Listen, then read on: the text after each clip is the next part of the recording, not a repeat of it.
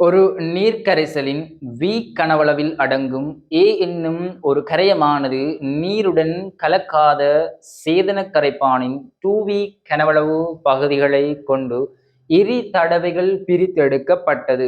சேதன கரைப்பானுக்கும் நீருக்கும் இடையிலான பங்கீட்டு குணகம் 4 நீர் அவத்தையில் ஏயின் ஆரம்ப அளவு ஏ என்று தாரா நீர் அவத்தையில ஏயின் ஆரம்ப அளவு ஏ மூலளவு அல்லாட்டி அளவு இருக்குதான் என்று சொல்றாரு.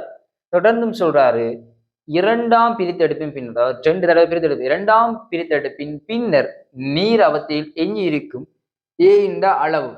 கேள்வியை உங்களுக்கு நல்லா விளங்கி இருக்கும். அதுக்கு முந்தி இந்த பங்கீட்டு குணகம், அதாவது பிரிக்கிறேன் என்றால் எல்லாருக்கும் பயம். நீங்க இத கெமிஸ்ட்ரியில பார்த்தது தான் பயம். இதை நீங்க கெமிஸ்ட்ரி இல்லாமல நடைமுறையில பாத்தீங்கன்னா என்ன செய்யும்? ஒரு காணி பங்கு வரும், இல்லாட்டி காசு பிரிக்கிறேன்டா எல்லாரும் செய்வாங்க. இந்த படிக்காத ஒரு ஆள், கெமிஸ்ட்ரி பத்தி அறிவே இல்லாத ஒரு ஆள் இந்த கேள்வி செய்வார். இப்ப நான் இத அப்படி இல்லாமல ஒரு பனுசை பிரிக்கிற ஒரு சந்தர்ப்பத்தை எடுக்க ஈஸியா, ஒரு அதாவது பூனைக்கும் ஒரு குரங்குக்குமான ஒரு சந்தர்ப்பம் மாதிரி இதை நான் எடுத்து செய்கிறேன். ஆரம்பத்துல இந்த நீரைத்தான் நான், அதாவது நீர் கரைசல் கனவளவு தந்திக்கிறேன். ஆரம்ப கனவளவு வியாம். இது கூட ஏ என்ற மூலளவுல ஒரு கரையம். அதாவது கவனம், வெப்பநிலை மாறாமல் இருக்கணும் இந்த கரைப்பான் செய்யற சந்தர்ப்பத்துல. அதே போல 2 திரவும் கலக்கும் தகவற்ற ஆக்களா இருக்கணும். அதுக்காகத்தான் என்ன, நீங்க தேங்காய் நீர் ஆற எடுக்கலாம், நான் ஒரு ஈதர் எடுத்துக்கணும். பொதுவாக கெமிஸ்ட்ரியில வார ஒரு ஆள் இந்த ஈதருக்கும் நீருக்கு மாட்டேன். ஈதர் எடுக்க, ஈதர் மேல உள்ள அதாவது கரையாத நீரோட கலக்காத ஒரு ஆள் ஈதர். அதே போல நீர்ல அந்த கரையும் கரைஞ்சிருக்காம் ஏமுலன்ற மாதிரி எடுத்திருக்கிறேன். எடுத்துட்டு இதுல நடக்கிற வேலை என்னண்டா, வேற ஒத்தி இதுல உள்ள என்ற மூளை வேற ஒரு கவுத்துனா ஒரு குறிப்பிட்ட எக்ஸல வரும். திரும்பி மிச்சத்தை இன்னொரு கவுத்துனா ஒத்துறேன்னு சொல்லுவோம். அதாவது ஒட்டி எடுக்கிற எங்கடவாது ரெண்டாவது படுத்தோம்டா இன்னும் கொஞ்சம் வரும். இப்படி ஒத்தி எடுக்கிற செயல்முறையான் இங்க நடக்க பங்குட்டு குணத்துல. இதை நான் பனுசை பிக்கிற மாதிரி ஈஸியா எடுக்க. இந்த H2 தான் நீங்க பூனைக்கு ஒப்பிடுங்க, இந்த அரிக்கிற ஈதரண்டால தான் குரங்குக்கு ஒப்பிடுங்க.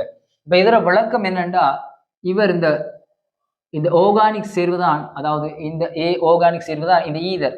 இவர் ஒரு கை போட்டுச்சுண்டா குரங்கு 4 பங்கெடுக்கும். இவர் அதாவது இந்த பூனை ஒரு கை போட்டா ஒரு பங்கு தான் எடுக்கும். மொத்தம் 5 பங்கு இருந்தா 4 பங்கு ஒரு கை போட்டுச்சுன்னா குரங்கு எடுத்துரும். பூனை ஒரு கை போட்டா ஒரு பங்கு தான் எடுக்கும். இப்ப என்ன செய்யப்போ, பூனை 2, நான் அதுக்கு முந்தி இதை வளமையான மெத்தட்ல சொல்லிவிட்டு ஷார்ட் மெத்தட்ல சொல்றேன்.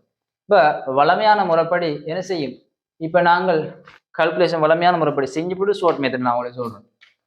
நல்லா வழங்கினா கெமிஸ்ட்ரியில கை வைக்காமலே ஈஸியா செய்யலாம். அந்த மெத்தட்ல சொல்லப்படுது. நான் அதை அப்படி சொல்றேன் சரியில்லை, நம்ம இதெல்லாம் விளங்கப்படுது. வளமையான முறைப்படி முதலாம் பிரித்தெடுப்பு சந்தர்ப்பத்தை கருதி பாருங்க. முதலாம் பிரித்தெடுப்பு சந்தர்ப்பத்துல ஏ ஆர்கானிக், அதே போல ஏ ஆர்கானிக் சேர்வையில் கரைஞ்ச அளவு, அதே போல ஏ நீர்ல கரைஞ்ச அளவு 4க்கு ஒரு பங்கு. இவர் 4 பங்கு கரைஞ்சு இவரோட போனா இவர்கிட்ட ஒரு பங்கு தான் வைக்கும். இவர் 4 பங்கு எடுத்து இவர்ல இந்த ஏண்டால் கரையிற அளவு கூட, இவர் 4 பங்கு கொண்டுருவார், இவர்ல ஒரு பங்கு தான் மிஞ்சும். இதுதான் அதுல விளங்க ஒன்று கன்செப்ட் விளங்க செஞ்சில்ல. ரைட் பாருங்க, வளமையான முறைப்படி இவர்ல ஏண்டா ஏல இருந்து ஒரு எக்ஸ் அளவு மிச்சமா நீர்ல இருக்கும். அப்ப மிச்ச அளவு இந்த அளவு தான் இவர் கொண்டு இருப்பார். அவருடைய மூலத்தினையும் அவருடைய கனவளவு 2B அளவா இருந்திருக்கு மீட்டர். அதே சேம் டைம் மிச்சமா நீர்ல இருக்கிற அளவு எக்ஸா இருந்திருக்கும். அவருடைய மூலத்தினை எம்மா இருக்கும். அது கனவளவு B எடுத்திருப்பார், இவர் மிச்சம் எடுத்து வச்சு.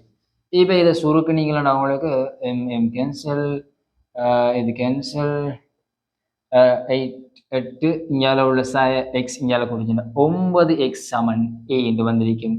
எக்ஸ் இப்போ நீர்ல உள்ள ஏ இந்த மூல் எப்படி இருந்திருக்கும், A/9.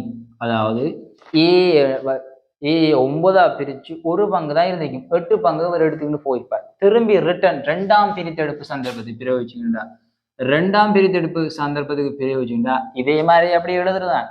அவருக்கு 2 பேருக்கும் ஏ ஆர்கானிக், அதே போல ஏ எக்வஸ், 2 பேருக்கும் இடையில் உள்ள பங்கீட்டு குணகம் 4க்கு 1.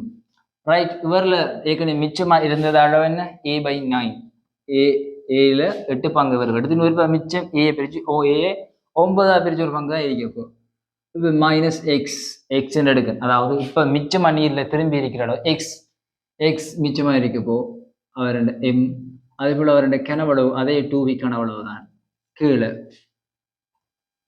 எக்ஸ் அளவு இருந்திருக்கும் நீர்ல, இப்ப M × V சுருக்கு நீங்கள் வேண்டாம் வந்து உங்களுக்கு வரும் இதே செட்டப் கேன்சல் கேன்சல் 9x சமன் a/9 வரப்போ x சமன் இங்கே பெருக்கிற 9 இங்கே வந்துச்சுண்டா a/81 இப்படி ஒரு ஆன்சர் வரப்போ உங்களுக்கு ஈஸியாக 5வது ஆன்சர் வந்திருக்கும். இது வந்து வளமையான ரூல்ஸ் மெத்தட். இது எம்சிக்யூன்ற அளவுல இவ்வளோ தூரம் போக வேண்டிய தேவை உண்டு. குரங்குக்கு பூனைக்கு ஒப்பிட்டா பூனை ஒரு கையை போட்டுச்சுண்டா ஒரு பங்கு தான் கிடைக்கும், ஏயில ஒரு பங்கு கிடைக்கும்.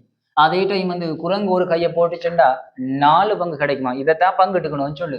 ஆனா இங்க குரங்கு என்ன செய்யுது, பூனை ஃபர்ஸ்ட் ஒரு கையை போட்டுதான் அப்போ ஒரு பங்கு. இங்க குரங்கு என்ன செய்யுது, 2 கையையும் போட்டா 8 பங்கு கிடைக்கப்போ, பூனைக்கு ஒரு பங்கு. அப்ப மொத்தம் 9 பங்கா இருந்தா ஒரு பங்கு தான் பூனைக்கு கிடைக்கப்போ.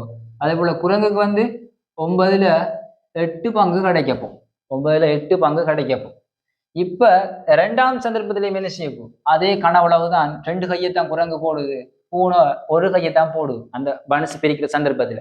அப்ப 2ஆம் சந்தர்ப்பத்தில் இவருக்கு என்ன செய்யப்போ, அதே ஏல 9ஆ பிரிச்சு ஒரு பங்கு தான் கிடைக்கப்போ. அப்ப இதை பெருக்கினீங்க உங்களுக்கு ஏங்கில் 81 இப்படி ஈஸியா வரும். அப்படி இதை விளங்கி வச்சோம் கரெக்ட் ஆன்சர் போயிடும். இது வந்து வளமையான ரூல்ஸ் முறை. இந்த முறையில தான் எஸ்ஏக்கு நீங்க ஆன்சர் பண்ணுவோம்.